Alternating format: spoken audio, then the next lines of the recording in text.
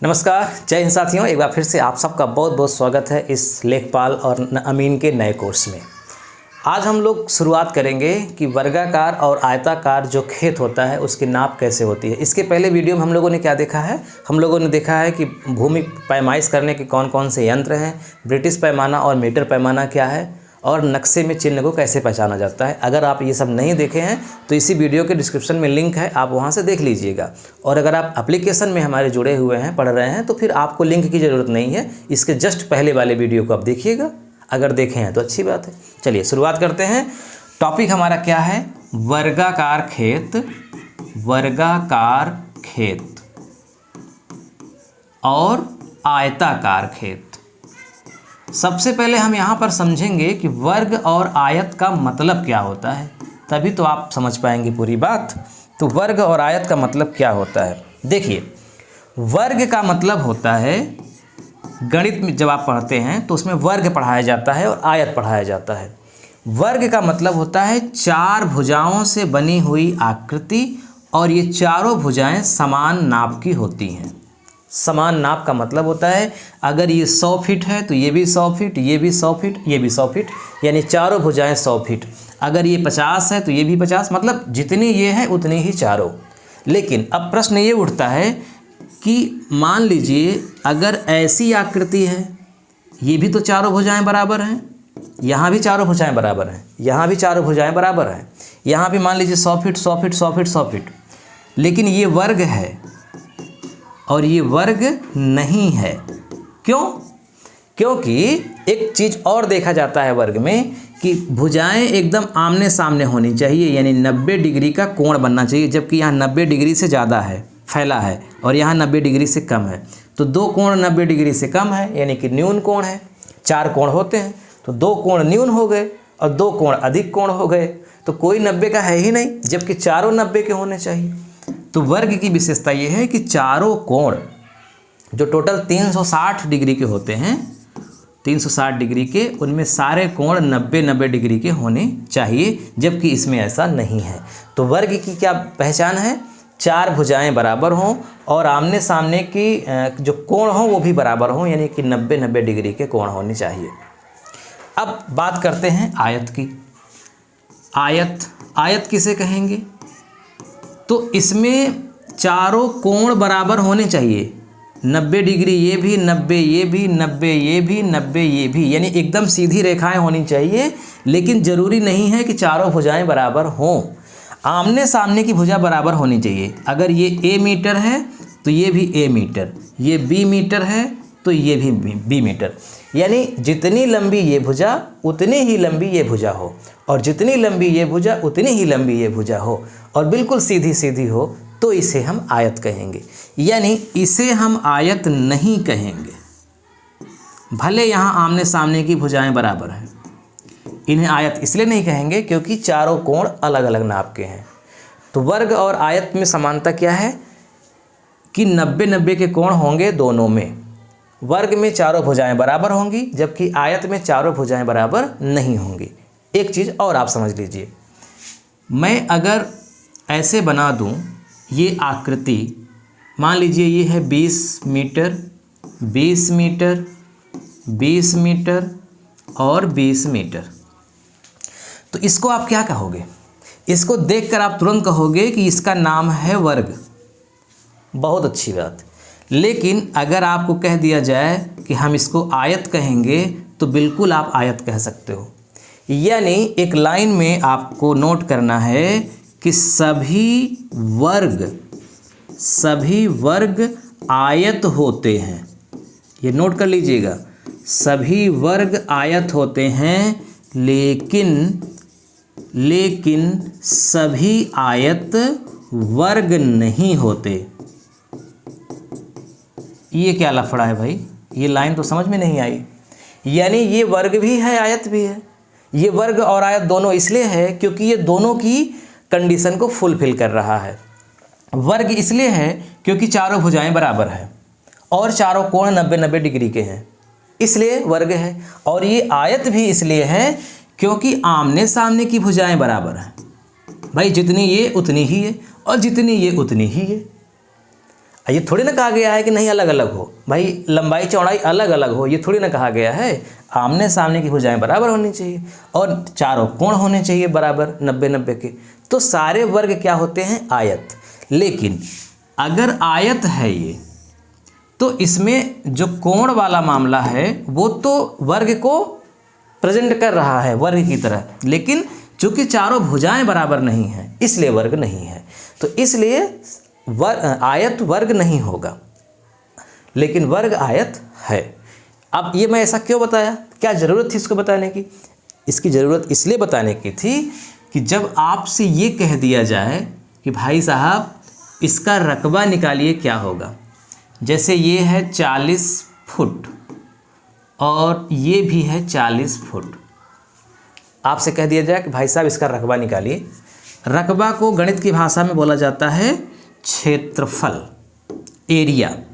अंग्रेजी में एरिया लिखा जाता है, हिंदी में क्षेत्रफल लिखा जाता है। और जब आप खेती बाड़ी की बात करते हैं, प्लाटिंग की बात करते हैं, तो इसी को रकबा लिखा जाता है। तो जब भी मैं रकबा की बात करूँगा आप समझ जाइएगा कि एक ही बात है, क्षेत्रफल हो या एरिया हो।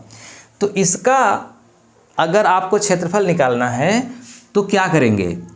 आप लिखेंगे वर्ग का क्षेत्रफल निकालने का फार्मूला क्या होता है वो लिखेंगे। तो वर्ग का क्षेत्रफल होता है भुजा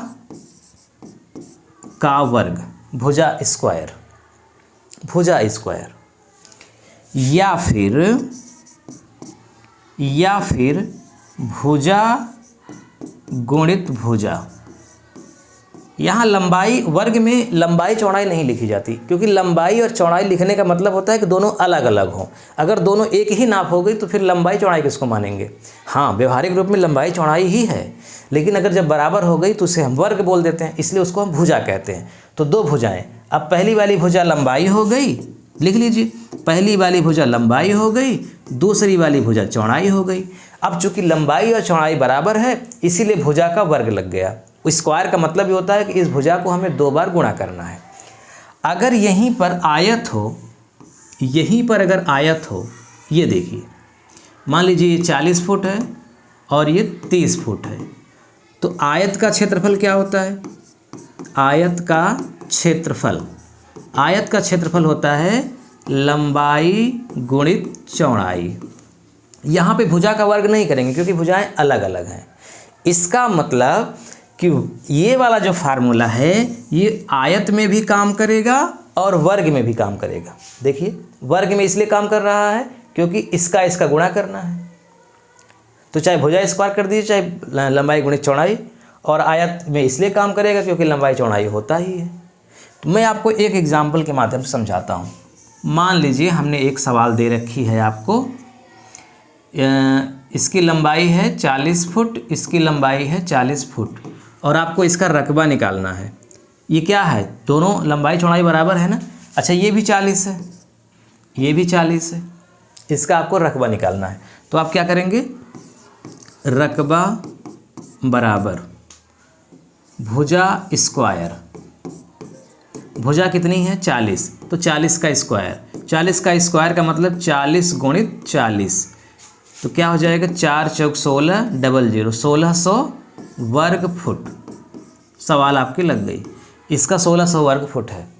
इसी को दूसरे तरह से कैसे आप लगा सकते हैं?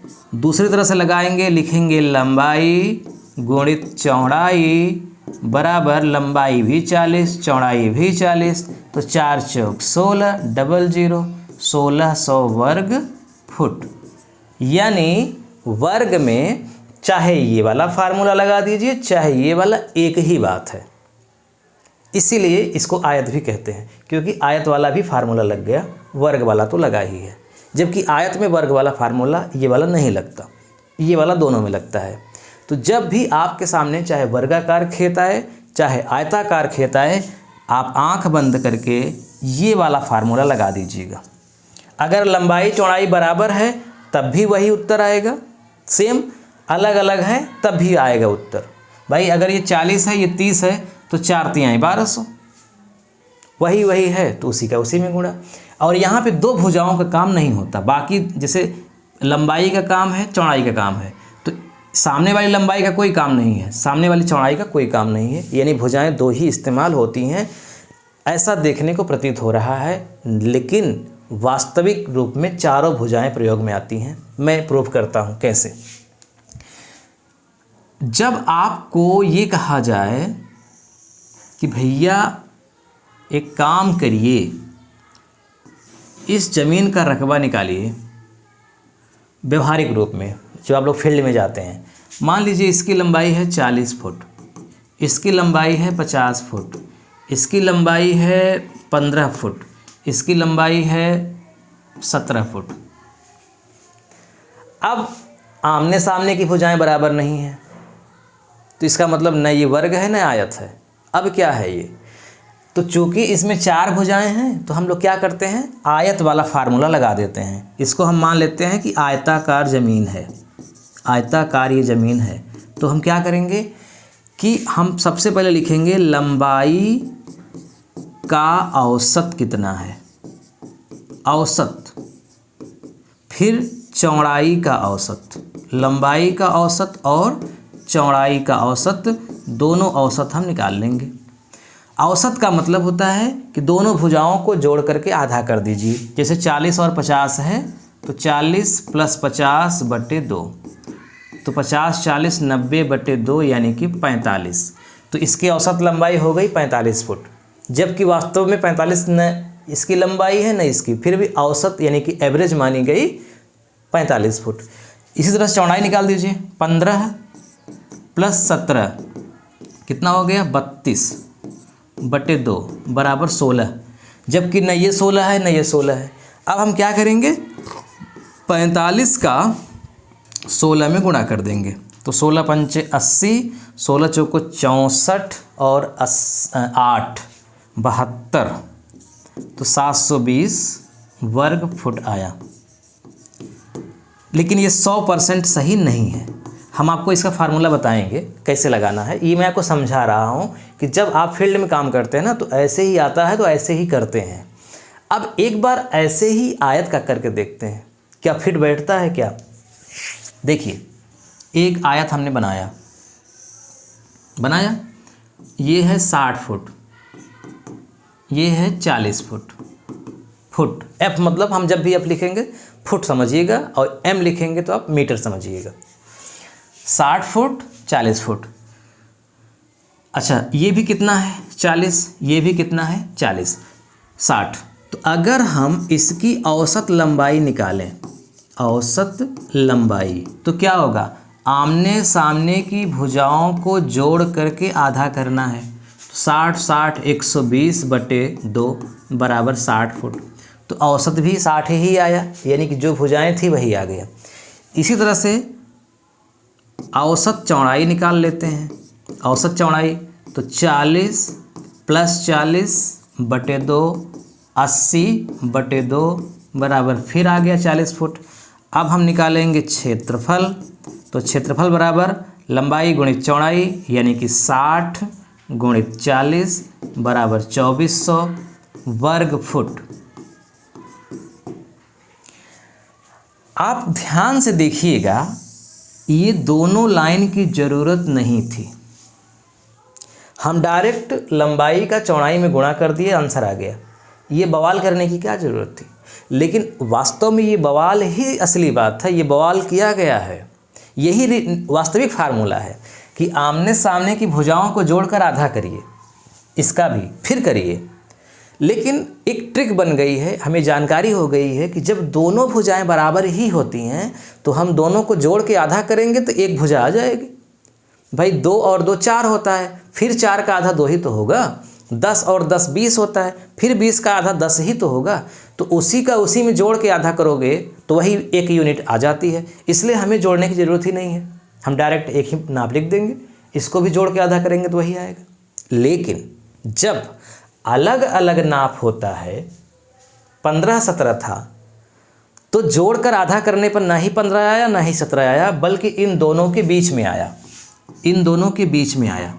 इन दोनों का बीच क्या है 16। ऐसे ही 40 और 50 का जब औसत किया गया तो इन दोनों 40 से ज़्यादा आया, 50 से कम आया, यानी कि 45 आया। तो ये माना गया कि अगर हम बीच वाली रेखा खींचेंगे ये वाली तो 45 होगी और इसके मध्य में खींचेंगे तो 16 होगी औसतन। तो ठीक वही फार्मूला यहाँ पे लगाया गया है और चूँकि बराबर है इसलिए ये करने की ज़रूरत नहीं है। तो अब आपको समझ में आया कि औसत का मतलब क्या होता है। यहाँ पे जब अलग अलग रहेगा तभी जोड़ के आधा करेंगे, जब अलग अलग नहीं रहेगा तो जोड़ के आधा करने की ज़रूरत नहीं है। दो भुजाओं को लेकर के काम हम कर लेंगे। ये वर्ग में भी होगा और ये आयत में भी होगा। चलिए और देख लेते हैं थोड़ा सा। हम एक चित्र बनाते हैं आपके सामने। ये चित्र बन गया। इसकी नाप है 60 मीटर। चलिए इस बार हम मीटर लिख दे रहे हैं। इसकी नाप है 50 ज़्यादा 30 मीटर। 30 मीटर। अब आपसे कहा जाए कि एक आयताकार खेत जिसकी लंबाई 60 मीटर और चौड़ाई 30 मीटर है, इस खेत का परिमाप कितना होगा। खेत का परिमाप मैं यहाँ पे लिख देता हूँ, परिमाप ज्ञात कीजिए। परीक्षा में सवाल आ गई, मान लीजिए ये प्रश्न है, जो भी नंबर का प्रश्न है परिमाप ज्ञात कीजिए। अब आपको सॉल्व करना है। सबसे अच्छा यहाँ पे ये भी कह सकता है कि क्षेत्रफल ज्ञात करिए, लेकिन कह दिया परिमाप ज्ञात करिए। तो परिमाप का मतलब क्या होता है ये समझिए। परिमाप का मतलब होता है परिमाप, शाब्दिक अर्थ में ही बात पकड़ में आ जाएगी। परिमाप का मतलब होता है चारों भुजाओं की माप। परि माने होता है बाहर, परि माने बाहर, और माप मतलब माप यानी बाहर की माप। तो बाहर क्या है, ये बाहरी भुजाएं हैं, इन बाहरी भुजाओं को नाप दो। तो परिमाप का मतलब होता है सभी भुजाओं का योग, सभी भुजाओं का योग।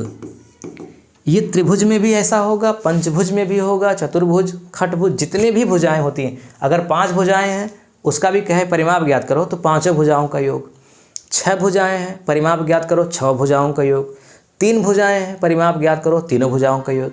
2 भुजाओं का परिमाप कहेगा नहीं, क्योंकि 2 भुजाओं से बंद आकृति बनती नहीं है। भाई ये 2 भुजा है, ये कभी भी नहीं बंद होगा। बंद होने के लिए कम से कम 3 भुजाएं चाहिए, 1 2 3, बाकी 4 5 6 कुछ भी हो सकता है। तो परिमाप का मतलब चारों भुजाओं या जितनी भी भुजाएं हैं उनका माप। तो बताओ कौन कौन सी भुजाएं हैं। 60 की 2 भुजाएं हैं और 30 की 2 भुजाएं हैं। सबको जोड़ दीजिए 180 आ जाएगा। अब यहाँ वर्ग नहीं लिखेंगे, यहाँ पे लिखेंगे मीटर। यानी हमें अगर तार लगाना है इस खेत के चारों ओर तो 180 मीटर का तार ले लेंगे तो 30 metre 60 metre 30 metre 60 metre 180 metre हो जाएगा। अब गणित जब आप पढ़ेंगे तो गणित में एक फार्मूला होता है, वो फार्मूला आप नोट कर लीजिए, ऐसे लिखने की ज़रूरत नहीं पड़ेगी। तो परिमाप का मतलब होता है 2 गुणित ब्रैकेट के अंदर लंबाई धन चौड़ाई। ये फार्मूला नोट कर लीजिए। तो 2 गुणित लंबाई कितनी है 60 फीट, चौड़ाई कितनी है 30 फीट। अब 2 गुणित 60 30 90 और 90 दूना 180 मीटर। तो आपकी मर्जी, चाहे चारों को नाप के लिखिए, चाहे ये फार्मूला इस्तेमाल कर लीजिए। भाई लंबाई को चौड़ाई में हमने जोड़ दिया, 60 को 30 में हमने जोड़ दिया, 60 30 90, और ये डबल है इसीलिए 2 का गुणा हो गया। लंबाई और चौड़ाई को जोड़ करके उसमें 2 का गुणा कर दीजिए, या लंबाई चौड़ाई को जोड़ करके उतना ही और जोड़ दीजिए, आ जाएगा। तो ये फार्मूला है। अगर अच्छा ये वर्ग में भी काम करेगा, वर्ग में भी यही काम करेगा। अगर 60 60 चारों हैं तो 60 60 60 60 जोड़ दीजिए या फार्मूला लिख लीजिए। ये देखिए वर्ग है 60 60 60 60, तो वर्ग का परिमाप क्या होगा, वर्ग का परिमाप चारों को जोड़ दीजिए 60 60 60 60 240, या फिर फार्मूला लिख दीजिए। फार्मूला क्या होता है 4 गुणित भुजा, चूँकि चारों भुजाओं की माप वही है इसलिए 4 में 60 का गुणा कर दिए, आ गया 240। तो आयत का परिमाप क्या है? 2 गुणित लंबाई धन चौड़ाई। वर्ग का परिमाप क्या है? 4 गुणित भुजा। ये मैं ऐसा क्यों बताया? क्योंकि परीक्षाओं में इस तरह से सवाल आती है और प्रैक्टिकली भी आप जाएंगे तो होगा। आज बस मैं इतना ही रोक रहा हूँ क्योंकि ज़्यादा बता दूंगा तो हो सकता है बड़ा कन्फ्यूजन हो जाए। आज मैंने एकदम बेसिक कॉन्सेप्ट आपको बताया, वर्ग और आयत का क्षेत्रफल निकालने का फार्मूला क्या होता है और परिमाप निकालने का फार्मूला क्या होता है। अब मैं अगले पार्ट में इस पर किस तरह की सवालें आती है टेक्निकल, वो मैं आपको बताऊंगा। ठीक है, चलिए यहीं पे वीडियो को रोकते हैं। नमस्कार।